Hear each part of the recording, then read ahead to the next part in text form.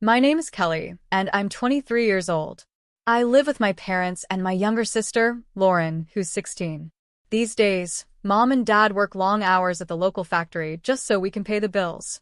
But life wasn't always like this. When I was younger, things were very different.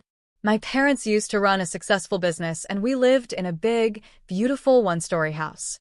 It had a porch that went all the way around, and I loved sitting there dreaming about the future. I still remember the smell of the roses from Mom's garden and Dad's laugh during our game nights in the big living room. Everything started to change when I was 17. The business began to fail. One bad month turned into another, and soon we were deep in debt. The first thing we lost was the house. I remember the day we moved out. Lauren was skipping down the driveway, not knowing we weren't ever coming back.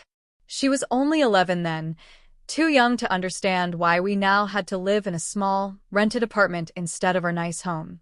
I got a part-time job at Larry's Cafe after school, serving coffee and sandwiches to people who used to come to our house for parties. It felt strange, but we needed the money. Mom and Dad both got jobs at the factory too, but even with that, the money wasn't enough because of the debt and our daily costs. While I was getting used to eating instant noodles and wearing secondhand clothes, Lauren was living a totally different life. She'd come home from school asking for new phones, name-brand clothes, and big birthday parties. And somehow, Mom and Dad always said yes. "She's too young to understand," they'd tell me. "We don't want her to feel left out. But can we even afford this?" I'd ask, watching them charge another thing to their already maxed-out credit card. "Don't worry about it, Kelly," Mom would say, brushing Lauren's hair. "She just needs time to adjust." But how could Lauren adjust to a life she didn't even know had changed? While I was counting every penny and working extra hours, Lauren acted like nothing had changed. Getting that college scholarship felt like winning the lottery. I still remember the day the acceptance letter came. Mom and Dad hugged me, and even Lauren looked a little impressed, though she quickly went back to playing with her new iPad. "You've always been the smart one," Dad said, his eyes shining with pride. It was one of the rare times I felt noticed. Usually it was all about Lauren. College was hard, but it was worth it. While other students complained about student loans, I felt thankful every day for the scholarship that paid for my education. I studied business because I wanted to help my parents rebuild the life we had lost. When I graduated, I already had a job waiting for me at Jeremy and Associates, a well-known company in our town. The pay wasn't amazing, but it was enough to help my family. I decided to stay at home to save money, and also because I knew my parents still needed help with their debts. But not everything was easy. While I stopped shopping and eating out to help with bills, Lauren's spending only got worse. One evening, I came home tired after a long day at work. I hadn't eaten all day, and my stomach was growling. I opened the fridge and saw only condiments and a half-full carton of milk. "Mom, what's for dinner?" I asked, already expecting bad news. "Oh, honey, we're a bit short this week," she said from the living room. "Maybe we could order pizza?" That's when Lauren came bouncing down the stairs, wearing what looked like a brand new designer jacket. The price tag was still on it, $500. $500. That could have bought groceries for 3 weeks. "Where did that jacket come from?" I asked, trying to keep my voice calm. "Isn't it cute?" Lauren spun around. "Olivia and Janet both have one, and Mom said I could get it too." "Mom, are you serious?" I turned to her. "We don't even have food, but Lauren gets another jacket." "Kelly, please," Mom said, with that tone I hated. "Lauren has to fit in at school. You know how teenagers are." "Yeah, Kelly," Lauren added, rolling her eyes. "You don't get it. All my friends have the newest stuff. Do you know how embarrassing it is to be the only one without new phone or clothes?" I wanted to scream. I wanted to tell Lauren what real embarrassment feels like wearing the same clothes to work over and over because every dollar I made went toward paying off our family's debt. But I didn't say anything. I just stood there, hungry, watching her smile at herself in the hallway mirror. "We need to talk about what really matters," I said, looking at my parents. "We can't keep living like this.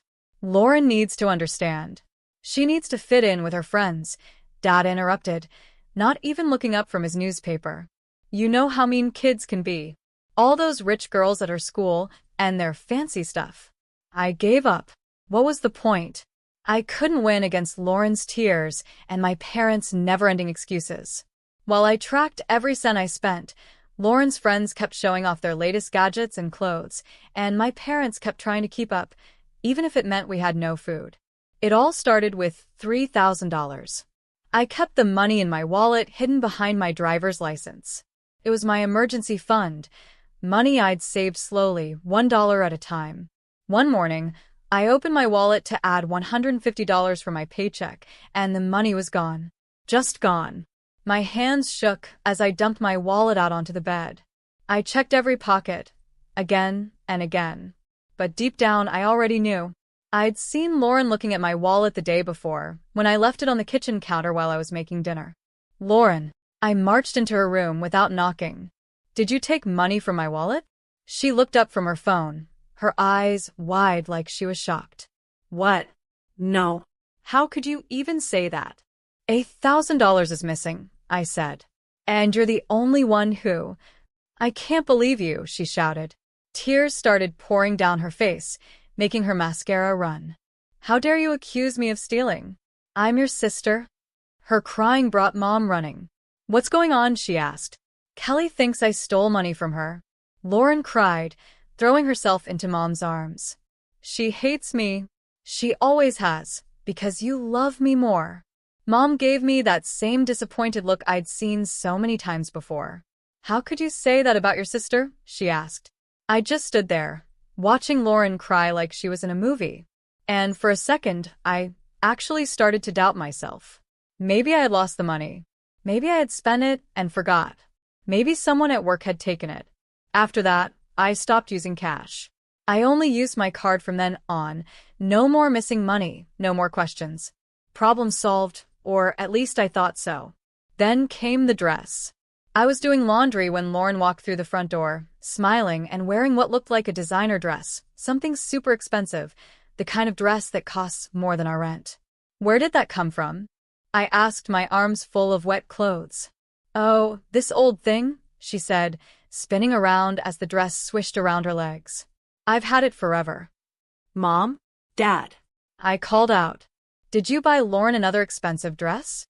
They looked confused. Dad frowned. No, we didn't buy her any dress. That's when the alarm bells went off in my head. Where was a 16-year-old getting designer clothes from? The possibilities made me feel sick. Was she shoplifting? Hanging out with the wrong people? Selling drugs? That night, I sat at my desk, all kinds of scary thoughts running through my head. Then I remembered something, my card. With shaky hands, I logged into my bank account and asked for a detailed statement for the past month. 3 days later, the email came, and 3 charges jumped out at me. $1,000 at JCPenney. $1,200 at Barney's, New York. $1,700 at Bergdorf Goodman. Each one showed the items bought: a size 6 dress, a medium blouse, size 7 shoes, Lauren sizes, her favorite brands, her new clothes. My stomach turned. She hadn't just taken cash from my wallet, she'd been using my card all along. That new dress? It wasn't from a sketchy place. It was paid for with my money.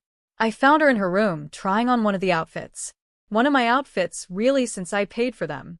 Nice dress, I said, standing in the doorway. Bergdorf Goodman, right? About $1,700. She froze for a second, but then kept her cool. What are you talking about? Stop pretending, Lauren, I said. I have the credit card statement right here. I held up the papers.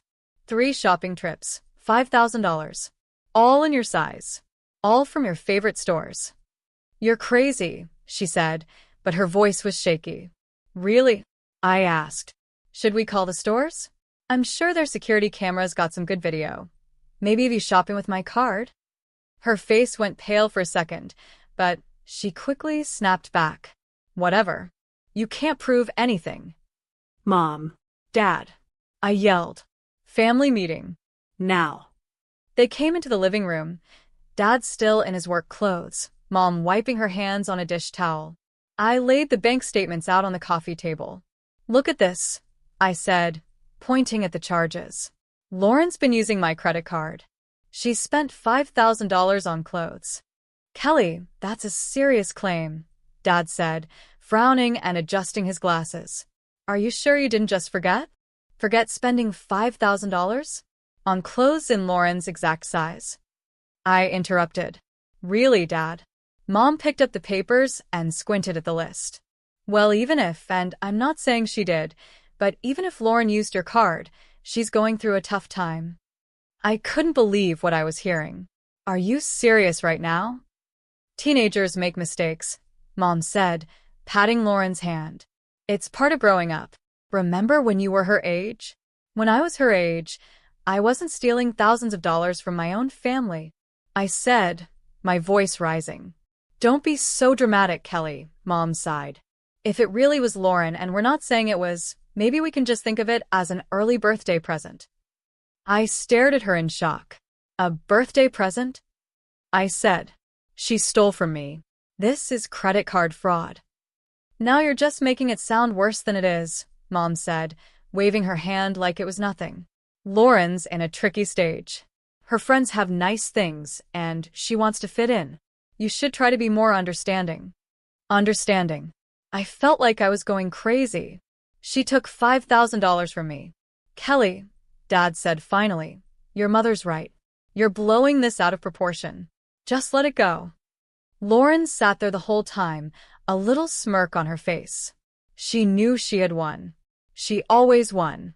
You don't understand what you're doing, I shouted, my throat tight with frustration. This isn't just about the money anymore. If she's stealing from her own family now, what's next? She could get into real trouble. There it is, Dad said, shaking his head. You're just jealous.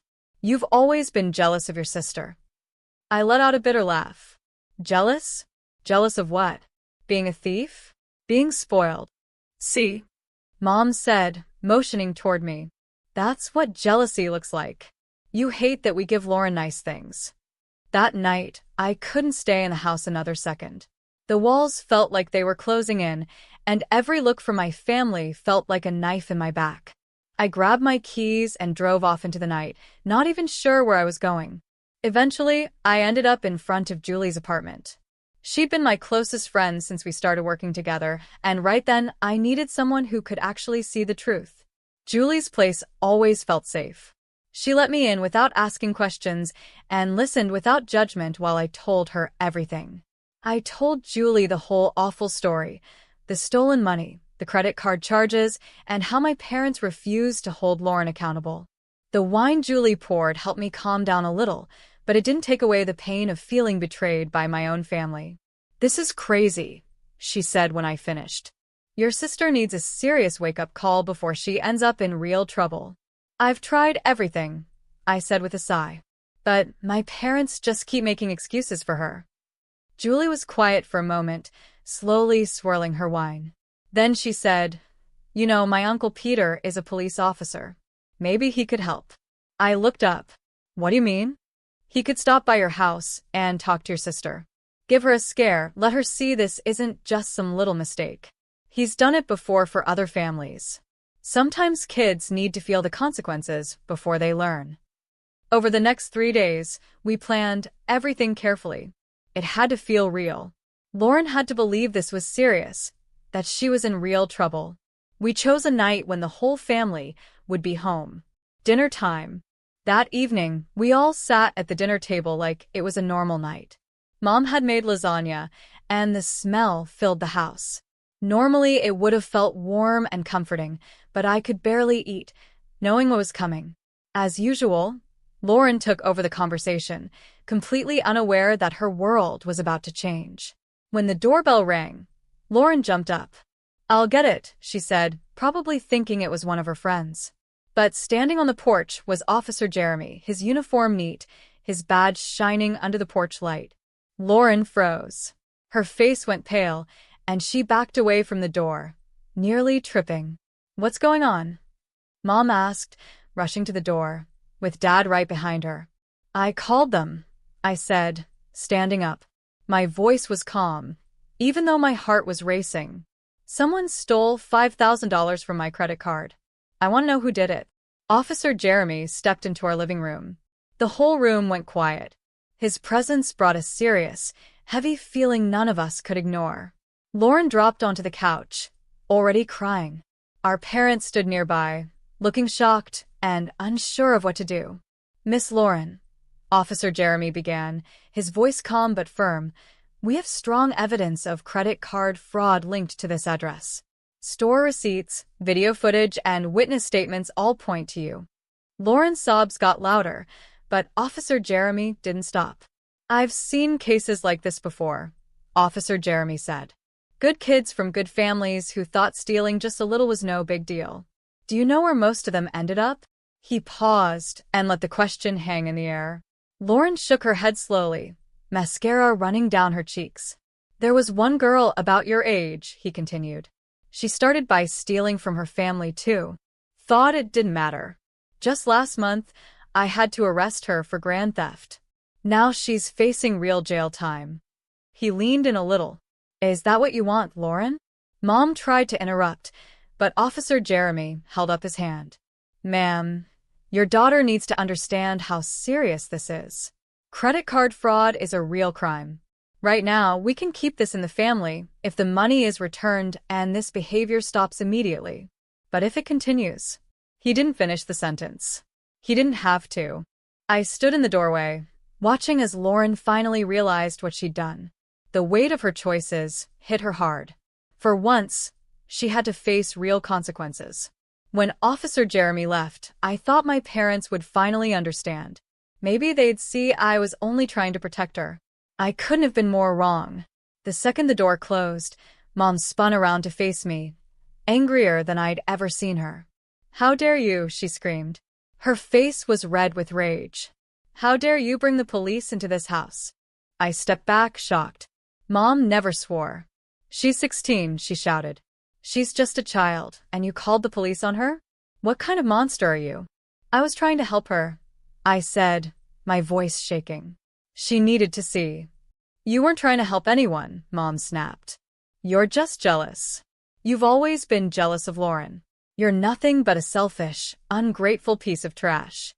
Dad, who hadn't said a word until then, stepped forward. His voice was quiet, but cold as ice. Get out. Get out of this house. You're no daughter of mine. No daughter of mine would do this to her sister. I looked at them. My mother's twisted face full of anger, my father's calm rejection, and Lauren's smirk behind her fake tears. And suddenly, I felt calm. The next morning, I packed my life into boxes and suitcases. It's strange how 18 years of memories can fit into such a small space. Each thing I packed reminded me of something: my high school graduation photo, the mug I used every morning for coffee, the blanket Mom gave me for Christmas years ago. I left that blanket behind. Lauren stood in her doorway watching as I carried boxes to my car. She didn't offer to help, and I didn't ask. Mom and Dad had already left for work. Neither of them said goodbye. The silence in the house was louder than any words. Finding an apartment wasn't hard. My job at Jeremy and Associates paid well enough for a small one-bedroom place across town. It wasn't fancy, but it was mine. No stolen credit cards. No family drama. No guilt. Just quiet. During that first month, I started building a new routine.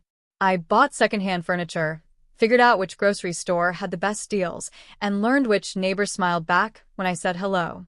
It wasn't perfect, but it was peaceful. Then, one normal Saturday evening, my phone lit up. Mom was calling. Kelly, she said. Her voice was softer than it had been the last time we talked. Your father and I have been talking. We forgive you for what happened. I almost laughed. They forgave me? We want you to come home, she continued. And, well, we need help with the loan payment this month. Things have been tight since you left. That old, heavy feeling of guilt tried to creep in. But this time I didn't let it. No, I said. You don't get to call me names, throw me out, treat me like I'm nothing, and then ask for my help. I'm done. Kelly, please. I hung up. Then I blocked her number. I blocked Dad's and Lauren's too. It felt awful, but also freeing. Then came the emails. urgent messages about late payments and money problems. I blocked those too. Next came the social media messages. From family, friends, distant relatives, anyone they could get to speak for them. Each message talked about family, forgiveness, and how I should help. I blocked them all. They even showed up at my office one Sunday morning. I watched from the third-floor window as they stood in the lobby, arguing with security. I had already told the guards not to let them up. Dad looked older than I remembered, like the weight of their money problems was dragging him down. Mom was crying, making a scene, classic mom. I turned away from the window and went back to my desk. I had contracts to review, meetings to attend, a life to live. A life that was finally, truly mine. 7 months have passed since then. It's been 7 months since I last spoke to my family. My small apartment feels like a real home now. It's filled with plants, books, and a kind of peace I didn't know I needed. Sometimes, when I'm curled up on my secondhand couch with a cup of tea, watching the sunset through my window, I wonder how they're doing. Julie keeps me updated, even though I never ask her to. She still lives nearby and runs into my family once in a while. Last week, she told me Dad has taken a second job at the hardware store. He works evenings and weekends now. The thought of him, already tired from years at the factory, spending his nights stocking shelves makes my chest feel heavy. He's working himself to the bone because they can't keep up without my help. The bank is trying to help them with their loan, but it's tough.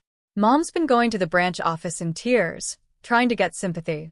But banks don't care about crying moms or teenage daughters who want expensive clothes. They care about money, and my parents are running out of options. Their lifestyle has changed a lot since I left. No more shopping sprees for Lauren. No more new phones or designer outfits. Julie told me she saw my sister wearing the same clothes twice in 1 week, something that would have never happened before. Part of me hopes this is finally teaching her a lesson, something my parents never did. But honestly, I'm not sure. Sometimes, especially late at night when everything is quiet, guilt creeps in.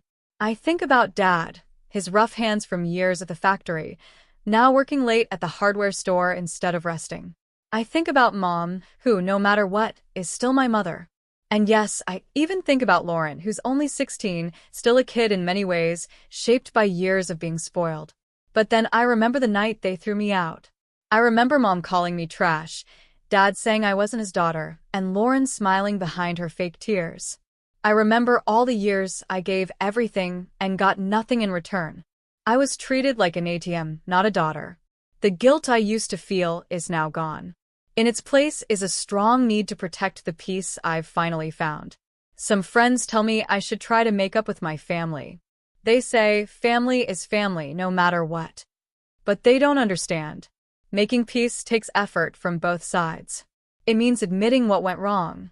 My parents still think they didn't do anything wrong. They just want me back so they can ask for money again. As for Lauren, she probably hasn't thought about me at all, except maybe when she misses her endless shopping budget. Maybe one day things will be different. Maybe Dad will realize that always defending Lauren hurt more than it helped. Maybe Mom will understand that real love isn't about buying expensive clothes or maxing out credit cards. Maybe Lauren will grow up and understand what she lost when she broke my trust. Maybe they'll miss me for me, not for what I can give them. But until that day comes, I'm building my own life. I got a promotion at work last month. I'm even thinking about buying a place instead of renting. I'm learning who I am without my family's demands weighing me down. And I'm learning something else too. It's possible to miss people and still know you're better off without them.